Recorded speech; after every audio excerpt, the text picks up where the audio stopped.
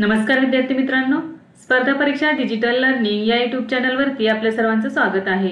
विद्यार्थी मित्रांनो, आज आहे 21 जुलै 2024। तर आपल्या डेली करंट अफेअर्सच्या सीरीज मधील काही महत्त्वाचे चालू घडामोडींचे घटक आज आपण अभ्यासूया।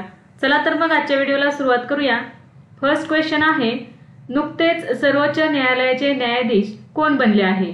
तर याचे योग्य उत्तर आहे न्यायमूर्ती नोंगमिकापम कोतेश्वर सिंह आणि न्यायमूर्ती आर महादेवन। तर 18 जुलै 2024 रोजी न्यायमूर्ती नोंगमिकापम कोतेश्वर सिंह आणि न्यायमूर्ती आर महादेवन यांनी सर्वोच्च न्यायालयाचे न्यायाधीश म्हणून शपथ घेतली। सरन्यायाधीश DY चंद्रचूड यांनी त्यांना शपथ दिली आहे। नोंगमिकापम कोटेश्वर सिंग हे सर्वोच्च न्यायालयाचे न्यायाधीश म्हणून नियुक्त झालेले मणिपूर राज्यातील पहिले न्यायाधीश आहेत। तसेच यापूर्वी ते जम्मू आणि काश्मीर उच्च न्यायालयाचे मुख्य न्यायाधीश होते। तर न्यायमूर्ती आर महादेवन हे मद्रास उच्च न्यायालयाचे कार्यकारी मुख्य न्यायाधीश होते। राष्ट्रपती द्रौपदी मुर्मू यांनी संविधानाच्या अनुच्छेद 124(2) अन्वये त्यांच्या अधिकाराचा वापर करून 16 जुलै 2024 रोजी त्यांची सर्वोच्च न्यायालयाचे न्यायाधीश म्हणून नियुक्ती केलेली आहे। तर बघा, 16 जुलै 2024 रोजी नियुक्ती झाली आणि 18 जुलै 2024 रोजी त्या दोन्ही न्यायाधीशांनी शपथ घेतलेली आहे। शपथविधीसोबत भारताच्या सरन्यायाधीशांसह सर्वोच्च न्यायालयातील न्यायाधीशांची संख्या 34 एवढी झाली आहे। नेक्स्ट आहे, युरोपियन युनियनच्या कार्यकारी आयोगाच्या अध्यक्षपदी कोणाची पुन्हा निवड झाली आहे?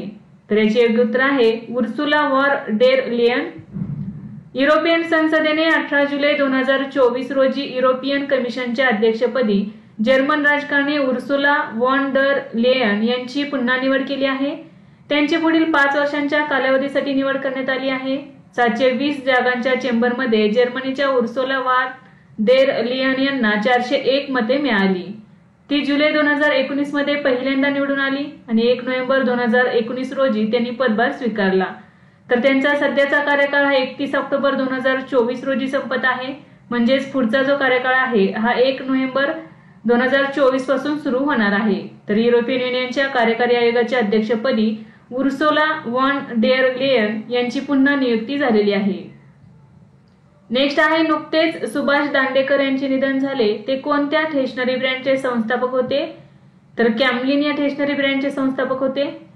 जुलै 2024 मध्ये कॅमलिन या आयकॉनिक ब्रँडचे संस्थापक सुभाष दांडेकर यांची वयाच्या 86व्या वर्षी निधन झाले। त्यांनी कॅमलिन औद्योगिक समूहाचा आंतरराष्ट्रीय स्तरावर विस्तार करण्यात महत्त्वपूर्ण भूमिका बजावली। 1990 ते 1992 पर्यंत त्यांनी Maharashtra chamber of commerce and industries या राज्याच्या व्यापार आणि औद्योगिक क्षेत्रातील सर्वोच्च संस्थेचे अध्यक्ष म्हणूनही काम पाहिले आहे। तर बघा, जुलै 2024 मध्ये कॅमलिन या स्टेशनरी ब्रँडचे संस्थापक सुभाष दांडेकर यांचे निधन झालेले आहे। नेक्स्ट आहे, चेन्नई सुपर किंग्जने कोणत्या शहरात सुपर किंग्ज अकॅडमी सुरू केली आहे? तर सिडनी या ठिकाणी सुरू केलेली आहे। जुलै 2024 मध्ये चेन्नई सुपर किंग्जने ऑस्ट्रेलियातील सिडनी येथे सुपर किंग्ज अकॅडमी सुरू केली आहे। यापूर्वी सुपर किंग्जने डॅलस म्हणजे USA येथील डॅलस आणि UK येथील रीडिंग येथे आंतरराष्ट्रीय केंद्रे उघडली आहेत। सिडनी ऑलिम्पिक पार्क येथील क्रिकेट सेंट्रल येथे स्थित अकॅडमी मुलामुलींना वर्षभर मैदानी आणि इंडोर प्रशिक्षण देणार आहे। तर बघा, ऑस्ट्रेलिया येथील सिडनी या ठिकाणी चेन्नई सुपर किंग्जने सुपर किंग्ज अकॅडमी सुरू केली आहे। नेक्स्ट आहे, ऑपरेशन नन्हे परिस्थितीअंतर्गत गेल्या 7 वर्षात 84,119 मुलांना कोणी वाचवले? तर रेल्वे संरक्षण दलाने वाचवलेले आहे। तर रेल्वे संरक्षण दलाने गेल्या 7 वर्षात स्थानकांवर आणि ट्रेनमधील धोक्यात असलेल्या 84,119 मुलांची सुटका केली आहे। तर 2018 मध्ये RPF द्वारे ऑपरेशन नन्हे परिस्थिती सुरू करण्यात आले। या ऑपरेशनमध्ये अशा मुलांची सुटका केली जाते जी घरातून पळून गेली आहेत किंवा कुटुंब सोडून गेले आहेत किंवा अपहरणाचे बळी आहेत। तर बघा, रेल्वे संरक्षण दलाने 2018 मध्ये ऑपरेशन नन्हे परिस्थिती सुरू केलेली आहे। तर या ऑपरेशन अंतर्गत 7 वर्षात 84,119 मुलांना वाचवण्यात आलेले आहे। नेक्स्ट आहे, जगातील पहिले शाकाहारी शहर म्हणून कोणते शहर घोषित करण्यात आले आहे? तर पालिताना हे शहर घोषित करण्यात आलेले आहे। जुलै 2024 मध्ये गुजरातमधील भावनगर जिल्ह्यापासून 55 किलोमीटर अंतरावर असलेले पालिताना हे शहर जगातील पहिले शाकाहारी शहर म्हणून घोषित झाले आहे। या शहरात मांस खाण्यावर आणि खरेदी विक्रीवर पूर्णपणे बंदी घालण्यात आली आहे। त्यामुळे हे मांसाहार बंदी असलेले शहर देखील ठरले आहे। या शहरात जनावरांची हत्या बेकायदा मानली जात आहे. तसेच शहरात अंडी विक्रीवरही बंदी घालण्यात आलेली आहे. नेक्स्ट आहे जुलै 2024 मध्ये केंद्रीय वाणिज्य आणि उद्योग मंत्री पियुष गोयल कोणत्या देशाच्या दौऱ्यावर होते? तर स्वित्झर्लंड या देशाच्या दौऱ्यावर होते. जुलै 2024 मध्ये केंद्रीय वाणिज्य आणि उद्योग मंत्री पियुष गोयल हे 2 दिवसांच्या स्वित्झर्लंड दौऱ्यावर होते. तर त्या ठिकाणी त्यांनी स्विस कंपन्यांना भारताच्या वाढत्या आणि गतिमान बाजारपेठेत गुंतवणूक करण्यासाठी प्रोत्साहित केले. 10 मार्च रोजी स्वाक्षरी झालेल्या ऐतिहासिक भारत EFTA व्यापार आणि आर्थिक भागीदारी कराराच्या अंमलबजावणीसाठी पुढील चरणांवर चर्चा करणे हा या भेटीचा मुख्य उद्देश होता. 2023 मध्ये 21 अब्ज USD द्विपक्षीय व्यापारासह स्वित्झर्लंड हा जागतिक स्तरावर भारताचा 20वा सर्वात मोठा व्यापारी भागीदार ठरलेला आहे. $100 अब्ज गुंतवणूक आणि भारतात 10 लाख नोकऱ्या निर्माण करण्याचे महत्वाकांक्षी लक्ष्य पुढील 15 वर्षात दोन्ही देशांनी ठेवलेले आहे. नेक्स्ट आहे आंतरराष्ट्रीय वाळूशिल्प स्पर्धेत सुवर्ण पदक तसेच गोल्डन सँड मास्टर पुरस्कार कोणी जिंकला? तर सुदर्शन पटनायक यांनी जिंकलेला आहे. प्रसिद्ध भारतीय वाळू कलाकार सुदर्शन पटनायक यांनी सेंट पीटर्सबर्ग रशिया येथे झालेल्या आंतरराष्ट्रीय वाळूशिल्प स्पर्धेत सुवर्ण पदकासह गोल्डन सँड मास्टर पुरस्कार जिंकला आहे.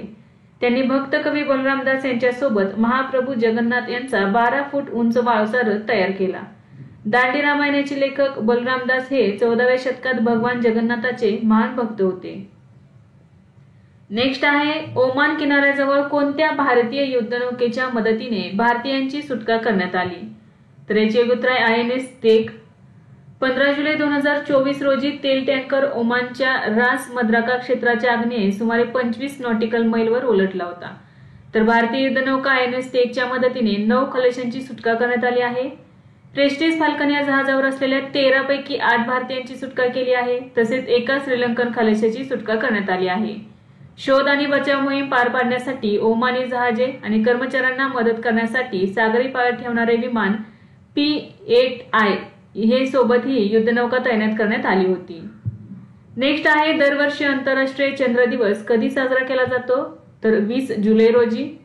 दरवर्षी आंतरराष्ट्रीय चंद्र दिवस 20 जुलै रोजी साजरा केला जातो. हा संयुक्त राष्ट्रांनी नियुक्त केलेला आंतरराष्ट्रीय दिवस आहे जो चंद्राच्या शोधातील मानवतेच्या कामगिरीचे स्मरण करतो. हा दिवस अपोलो 11 मोहिमेचा एक भाग म्हणून चंद्रावर पहिल्या मानवाच्या लँडिंगची वर्धापन दिन म्हणून चिन्हांकित करतो आणि शाश्वत चंद्र शोध आणि उपयोगाबद्दल जागरूकता वाढवण्याचे काम करतो. नेक्स्ट आहे द प्रिझनर ऑफ भोपाळ या कादंबरीचे लेखक कोण आहेत? तर टिम वॉकर हे आहेत या कादंबरीचे लेखक. जुलै 2024 मध्ये लेखक टिम वॉकर यांनी द प्रिझनर ऑफ भोपाळ नावाची ऐतिहासिक काल्पनिक कादंबरी प्रकाशित केली आहे. हे पुस्तक भारतातील सर्वात विनाशकारी औद्योगिक आपत्तींपैकी एक भोपाळ वायू दुर्घटनेच्या 40व्या वर्धापन दिनानिमित्त प्रकाशित करण्यात आले. या घटनेशी वॉकरचा अनोखा संबंध आणि त्यांच्या कथानकाच्या पराक्रमाने एक कथा तयार केली आहे जी केवळ शिक्षितच नाही तर वाचकांना या महत्वपूर्ण ऐतिहासिक घटनेबद्दल गुंतवून ठेवते. म्हणजेच द प्रिझनर ऑफ भोपाळ ही कथा भोपाळ वायू दुर्घटनेवरती अवलंबून आहे आणि याचे लेखक टिम वॉकर हे आहेत. नेक्स्ट आहे IIT दिल्ली आणि प्रसार भारतीने DD रोबोकॉन इंडिया 2024 ही रोबोट स्पर्धा कोठे आयोजित केली? तर नवी दिल्ली या ठिकाणी आयोजित केली. IIT दिल्ली आणि प्रसार भारतीने 13 आणि 14 जुलै रोजी त्यागराज स्टेडियम दिल्ली येथे 2 दिवसीय रोबोट स्पर्धा DD रोबोकॉन इंडिया 2024 चे आयोजन केले होते. याचे उद्दिष्ट रोबोटिक्सच्या क्षेत्रात दृश्यमानता आणि ओळख प्रदान करून अभियांत्रिकी विद्यार्थ्यांमध्ये तांत्रिक कौशल्य विकास, नवकल्पना आणि टीम वर्कला प्रोत्साहन देणे हे आहे. यामध्ये 45हून अधिक महाविद्यालये, संस्था आणि विद्यापीठांमधील 750हून अधिक विद्यार्थ्यांनी स्पर्धेत भाग घेतला. या स्पर्धेतील प्रथम विजेता पुरस्कार पिंपरी चिंचवड अभियांत्रिकी महाविद्यालय पुणे तर MIT world peace university Pune द्वितीय उपविजेते ठरले. DD रोबोकॉन मधील विजेता संघ व्हिएतनाम मधील क्वांग येथे होणाऱ्या आंतरराष्ट्रीय Asia Pacific broadcasting union Robocon 2024 मध्ये भारताचे प्रतिनिधित्व करेल. नेक्स्ट आहे भारताच्या सिरम इन्स्टिट्यूट आणि ऑक्सफर्ड विद्यापीठाने आफ्रिकेतील पहिली मलेरिया लस कोणत्या देशात लॉन्च केली आहे? तर आयव्हरी कोस्ट या देशामध्ये लॉन्च केलेली आहे. जुलै 2024 मध्ये आयव्हरी कोस्ट या देशात आफ्रिकेतील पहिली मलेरिया लस भारताच्या सिरम इन्स्टिट्यूट आणि ऑक्सफर्ड विद्यापीठाने लॉन्च केली आहे. या लसीचे नाव R21 असे आहे. R21 ही लस जगातील दुसरी मलेरिया लस आहे. जागतिक आरोग्य संघटनेने R21 लसीला मान्यता दिली आहे. आयव्हरी कोस्टला 6,56,600 डोस मिळाले आहेत, ज्याचा उद्देश 0 ते 23 महिने वयोगटातील 2.5 लाख मुलांना लसीकरण करणे आहे। या व्यतिरिक्त घाना, नायजेरिया, बुर्किना फासो आणि मध्य आफ्रिकन प्रजासत्ताक यांनी या लसीला मान्यता दिली आहे। नेक्स्ट आहे ग्लोबल सीईओ क्लायमेट लीडर्स अलायन्सचे सह अध्यक्ष म्हणून कोणाची नियुक्ती करण्यात आली आहे? तर याचे उत्तर आहे सुमन सिन्हा।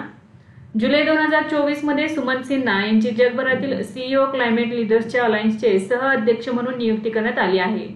ते रिन्यू एनर्जी ग्लोबल PLCचे अध्यक्ष आणि सीईओ आहेत।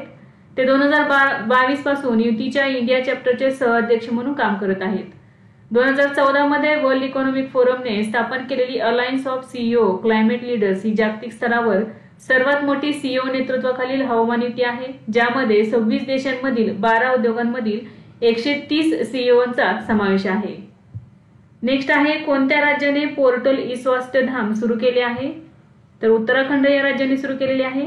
जुलै 2024 मध्ये उत्तराखंड सरकारच्या आरोग्य आणि कुटुंब कल्याण विभागाने ई स्वास्थ्य धाम पोर्टल सुरू केले आहे। ई स्वास्थ्य धाम पोर्टल 4 धाम यात्रेकरूंच्या आरोग्याच्या मापदंडावर लक्ष ठेवण्यास मदत करते। हे यमुनोत्री, गंगोत्री, केदारनाथ आणि बद्रीनाथला भेट देणाऱ्या यात्रेकरूंचा सुरळीत प्रवास सुनिश्चित करते, ज्याला 4 धाम यात्रा म्हणतात। यात्रेकरू काही मिनिटात ई स्वास्थ्य धाम पोर्टलवर त्यांचा ABHA 14 अंकी क्रमांक सहज तयार करू शकतात। ABHA च्या माध्यमातून नागरिक आरोग्य सेवा सुविधांवरील लांबलचक रांगा टाळण्यापासून ते डॉक्टरांच्या भेटींची सोय करण्यासाठी अनेक डिजिटल आरोग्य लाभ घेऊ शकतात। तर विद्यार्थी मित्रांनो, आज आपण काही महत्त्वाचे चालू घडामोडीचे घटक अभ्यासले। यासारखेच नवनवीन व्हिडिओ पाहण्यासाठी चॅनलला लाईक करा आणि सबस्क्राईब करायला विसरू नका। धन्यवाद।